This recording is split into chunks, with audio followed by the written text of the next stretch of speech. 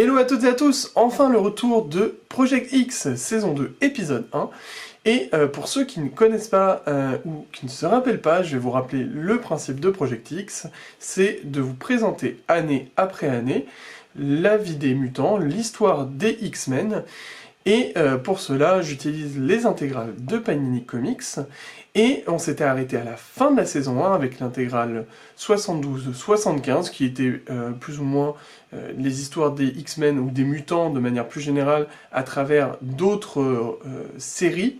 Et là, on va reprendre avec des histoires originales et avec le premier numéro qui est le Giant Size X-Men, qui sont tous compilés dans l'intégrale 75-76. Et il y a beaucoup de choses à dire, donc on va commencer tout de suite.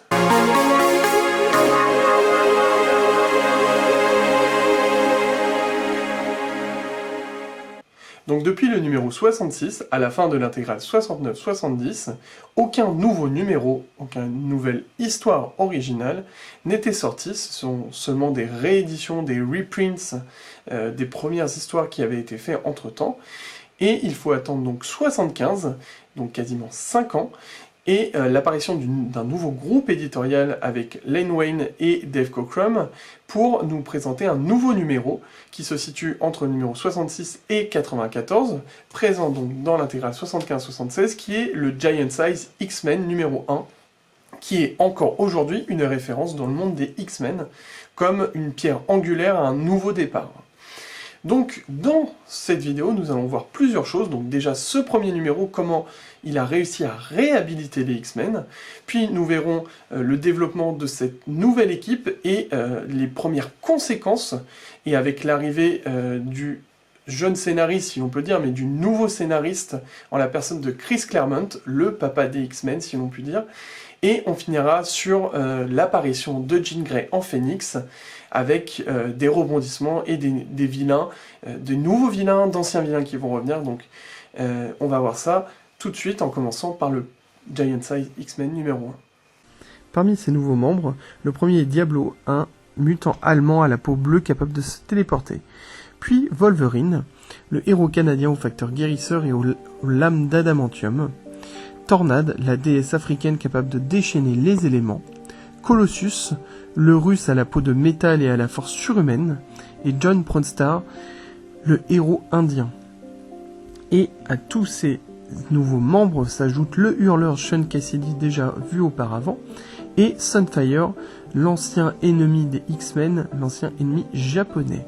Toute ces nouvelles équipes va donc constituer la seconde genèse. Et ils vont partir à la recherche des X-Men originaux qui étaient partis en mission sur l'île de Krakoa. Et le seul rescapé de cette mission est Cyclope, qui va devoir emmener toute cette équipe sur la fameuse île pour retrouver les premiers X-Men. Mais dès leur arrivée, tout ne se passe pas comme prévu.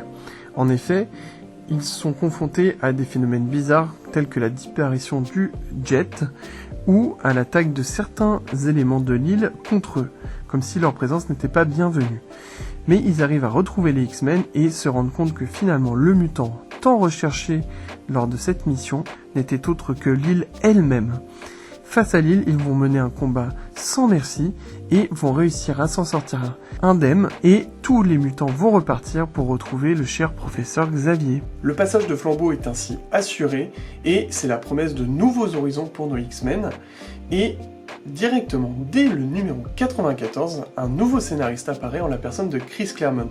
En 2 numéros, il va proposer un nouveau scénario, une nouvelle vision de son travail et va chambouler directement le paysage des X-Men. Top.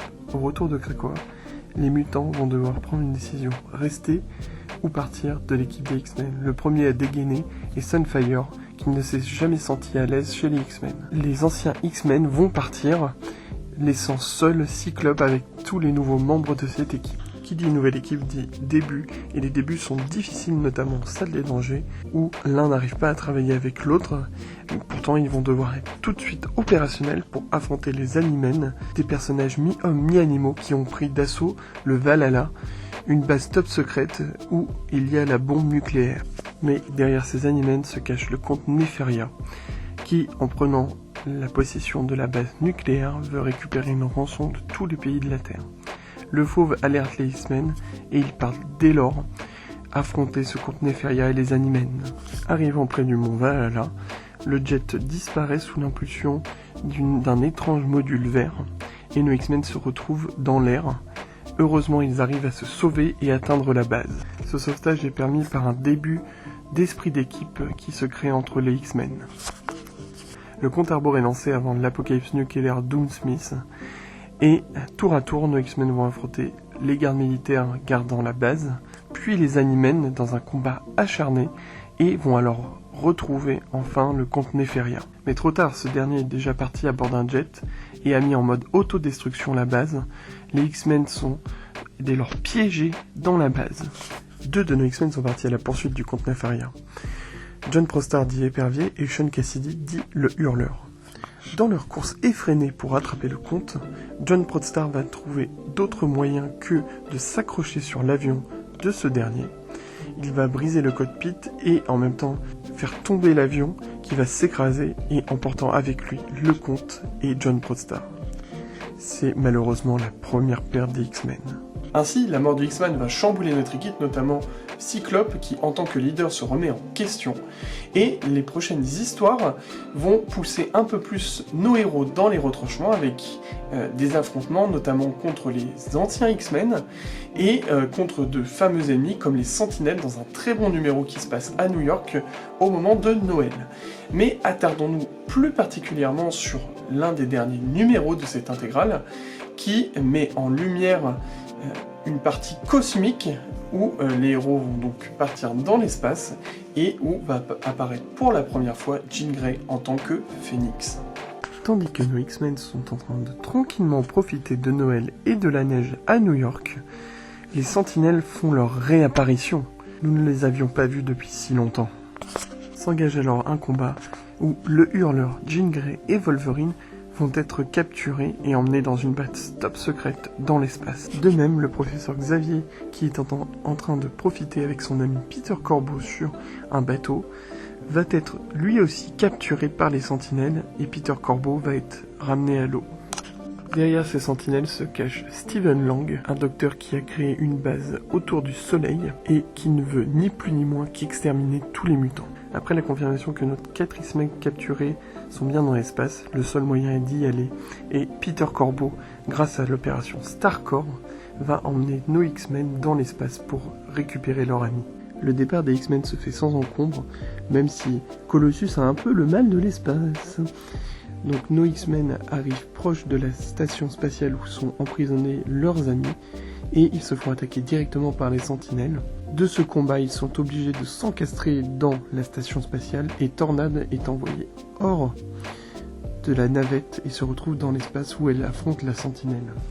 À force de combat et grâce au courage de Tornade, nos X-Men arrivent à regagner la station pour essayer de sauver leurs amis.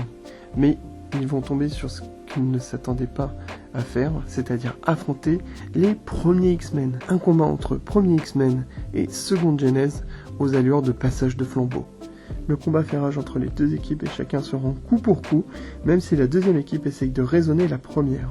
Le combat s'envenime et Wolverine va aller trop loin en transperçant Jean Grey. Mais il découvre le poteau rose, ce n'était en fait que des sentinelles ou des robots déguisés en X-Men. Stephen Lang n'a pas dit son dernier mot, mais dans un dernier élan pour essayer d'abattre nos X-Men, c'est lui qui va périr lamentablement. Pour autant, nos X-Men ne sont pas sortis d'affaire puisqu'il reste toujours un trou dans la coque du navire et surtout des éruptions solaires menacent l'équipage de rentrer sur Terre. En train de rassembler tous ses pouvoirs, Jean va conduire la navette et elle la conduit tant bien que mal jusqu'au bout de ses forces à travers les éruptions solaires pour ramener tous ses amis sur Terre. Et malgré un atterrissage un peu chaotique où tous les X-Men vont finir dans l'eau, Jean Grey ne réapparaît plus. Cyclope est inquiet. Mais Jean va réapparaître et renaître de ses cendres. Ce n'est plus Jean, c'est le Phénix. Donc comme nous venons de le voir, l'apparition du Phénix est un véritable tour de force imposé par Chris Claremont, puisqu'il va changer du tout au tout l'avenir des X-Men, et encore maintenant, le Phénix ou la Force Phénix est quelque chose de récurrent, vraiment un ennemi qui est utilisé de manière récurrente dans les X-Men. C'est pour dire l'impact qu'a eu l'apparition du Phénix dans l'univers X-Men.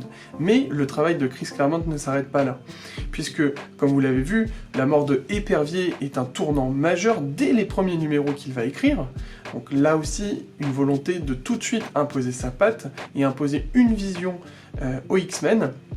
Il a aussi un très bel effort et une très belle écriture dans l'interaction des personnages au sein du groupe, entre Wolverine, l'acariâtre, totalement sauvage, Cyclope, qui est vu comme le leader mais qui se remet souvent en question, brisé aussi par le fait d'être loin de sa bien-aimée, Tornade que l'on voit charismatique et qui prend de plus en plus la place de co-leader avec Cyclope, avec vraiment quelque chose qui se dégage d'elle.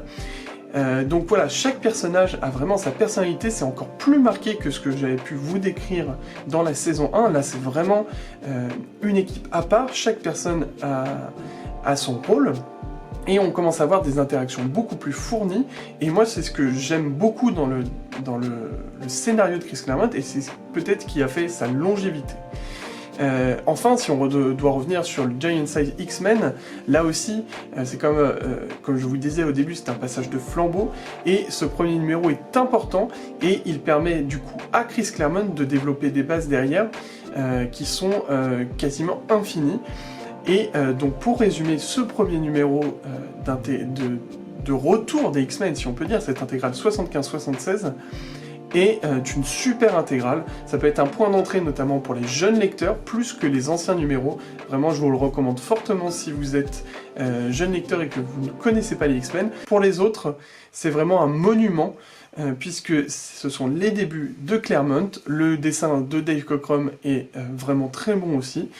Et c'est l'arrivée également de beaucoup de personnages qui vont perdurer. Wolverine en est un exemple, mais tous les autres qui composent l'équipe sont des éléments majeurs que l'on va retrouver dans la mythologie X-Men, si l'on peut dire. Donc ce numéro est vraiment à lire, et je vous conseille de vous jeter dessus si vous ne l'avez pas lu, et d'autant plus que ça permet de comprendre beaucoup d'événements par la suite, comme le Phénix Noir, comme Days of Future and Past, etc. Donc je vous encourage fortement à le lire, et j'espère que vous avez pris beaucoup de plaisir à voir cette vidéo. En tout cas, moi j'ai pris beaucoup de plaisir à vous présenter l'un de mes titres favoris. Et toujours, si vous avez aimé, likez la page, abonnez-vous, la cloche pour recevoir les notifs, la page Instagram Kryptonite Comics, et on se retrouve très vite pour le numéro 2 de la saison 2. Salut!